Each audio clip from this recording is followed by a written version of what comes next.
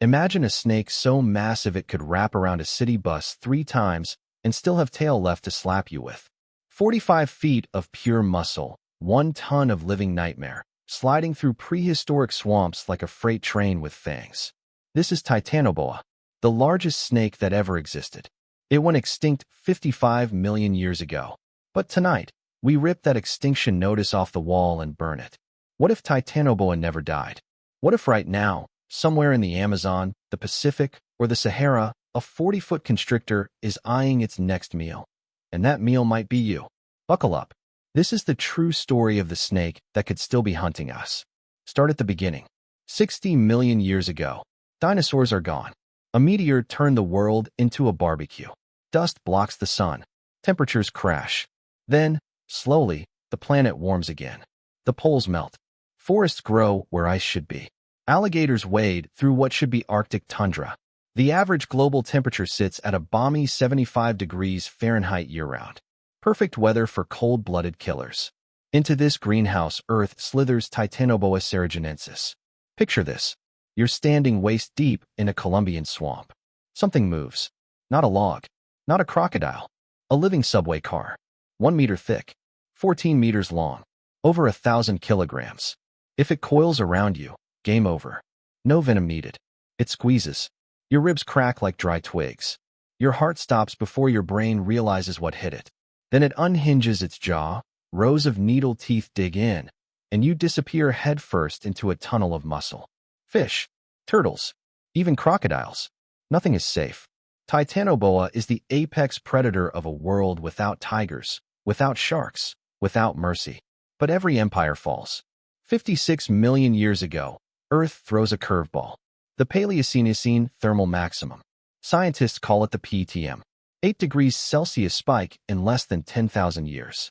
Seas turn into bathtubs. Tropical waters hit 100 degrees. Carbon dioxide floods the atmosphere. Oceans acidify. Deep-sea creatures die by the billions. Fish populations crash. What happens to our giant snake? 2 paths. Path 1. Titanoboa gets bigger. Hotter water means faster metabolism. More food turns into more muscle. Fossils already show it pushing 15 meters. In PTM heat, 20 meters is possible. Imagine a snake the length of a bowling lane. It rules the rivers. Crocodiles become snacks. Turtles become appetizers. The snake thrives. Path 2. The crash. Acidic water kills the fish. Prey vanishes. Titanoboa starves. But snakes are survivors. They don't give up. They adapt. Some crawl onto land. Mammals are exploding. Early horses, pigs, camels the size of dogs.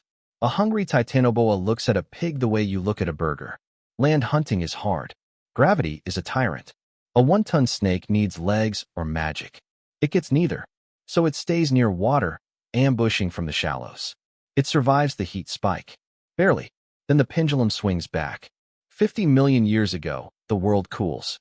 Forests retreat. Ice caps form. The warm-blooded mammals take over. Titanoboa's cold blood turns sluggish.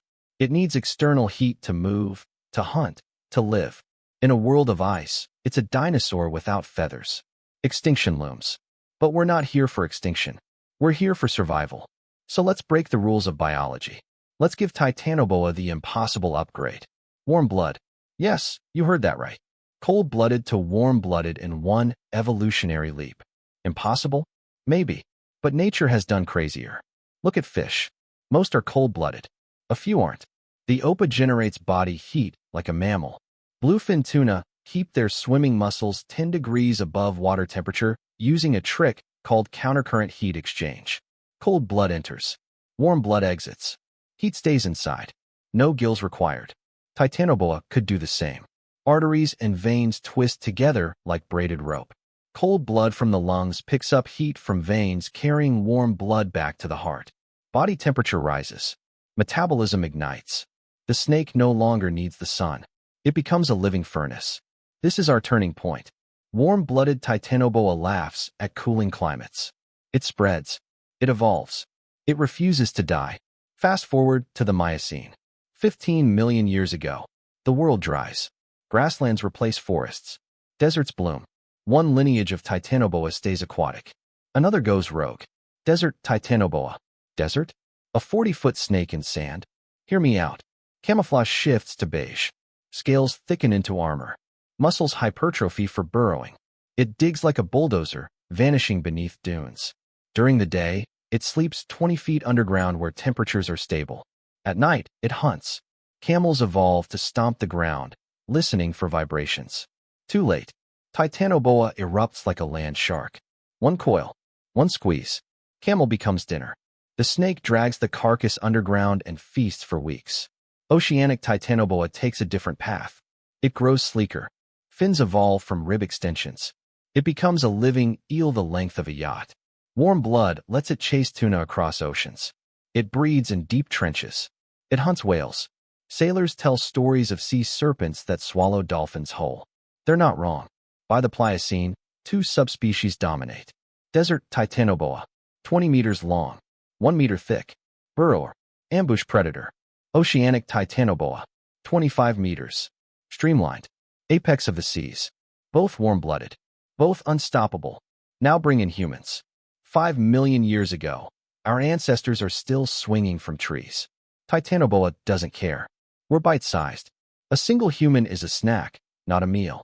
Early hominids learn fast. Stay out of the water. Stay out of the sand.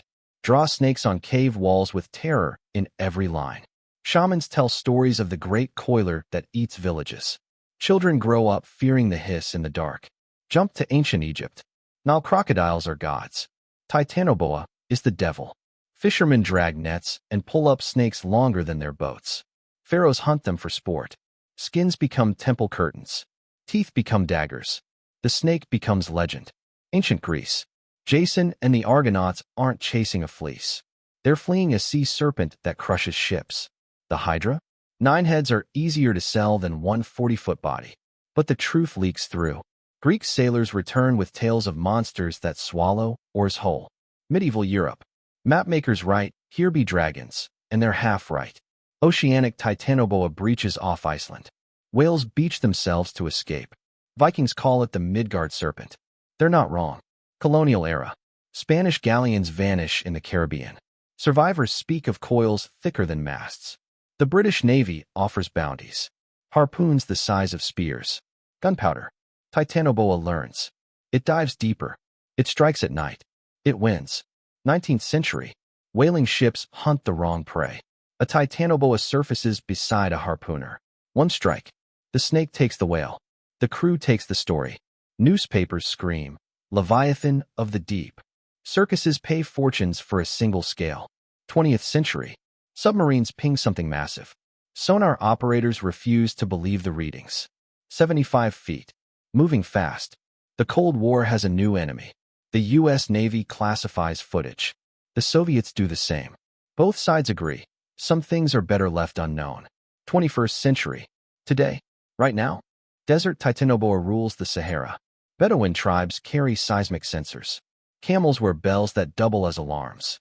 One wrong step and the sand erupts. An Australian mining company loses an entire convoy. Satellite images show a perfect circle of disturbed Earth. No survivors. Only drag marks leading underground. Oceanic Titanoboa owns the Pacific. Japanese fishing fleets vanish. The Bermuda Triangle expands. Cruise ships install snake nets. Shark cages become snake cages. Divers carry bang sticks loaded with C4. One squeeze and the cage becomes a coffin. But here's the twist. Global warming. The planet heats up again. Just like the PTM. Carbon dioxide spikes. Ice melts. Oceans warm. Desert Titanoboa no longer needs to burrow as deep. Prey multiplies. Camels breed. Snakes grow. 25 meters becomes 30. 30 becomes 40. Oceanic Titanoboa thrives. Warm water means faster metabolism. It breeds yearly. Pods of 50 snakes hunt together. Great whites become bait. Sperm whales become meals. Naval sonar can't keep up. Shipping lanes reroute. Insurance rates triple. And then there's us. We're the problem. And the solution. Amazon deforestation. Logging roads cut through Titanoboa habitat. Chainsaws wake sleeping giants. Snakes strike back. Loggers vanish. Machinery is found crushed like soda cans. Governments declare no-go zones. Satellite imagery shows coils the size of highways. Ocean acidification kills fish. Titanoboa adapts. It learns new prey. Container ships. Oil tankers. One strike and a supertanker lists. Crews abandon ship. Snakes board like pirates. They don't eat the crew. They eat the cargo. Frozen beef. Tons of it. A single ship feeds a pod for months. Desert pipelines burst. Titanoboa learns oil is warm. It coils around pipes like a living radiator. Engineers send drones. Drones don't come back. Thermal cameras show heat signatures the size of trucks. We fight back. Drones with missiles. Submarines with torpedoes. Satellites with lasers. We win battles. We lose wars. Titanoboa breeds faster than we kill. One female lays 50 eggs. 40 survive. 40 become monsters. Conservationists scream. They're endangered. Hunters laugh. Endangered? They're ending us. Politicians argue. Billionaires build bunkers. Social media explodes. Hashtag Titanoboa challenge. Kids trying to outrun snakes in the desert. Most don't make it. Crypto bros launch NFTs of Titanoboa scales. Poachers sell teeth on the dark web. One fong fetches $1 million. Black markets boom. Governments ban trade. Smugglers get richer. Scientists propose solutions. Gene editing. Make them smaller. Sterilization drones. Poison bait the size of cows. Nothing works. Titanoboa evolves resistance. It learns. It remembers. Climate change accelerates. Sea levels rise. Coastal cities flood. Miami. Shanghai. Mumbai. Waterworld. Perfect for Titanoboa. Skyscrapers become perches. Subways become burrows. Humans retreat inland. Snakes follow. The Sahara greens. Ancient lakes return. Desert Titanoboa finds water. It breeds in millions. Sandworms become real. Dune was a prophecy. Oceanic Titanoboa reaches the Arctic. Melting ice opens new hunting grounds. Polar bears starve. Snakes feast on seals.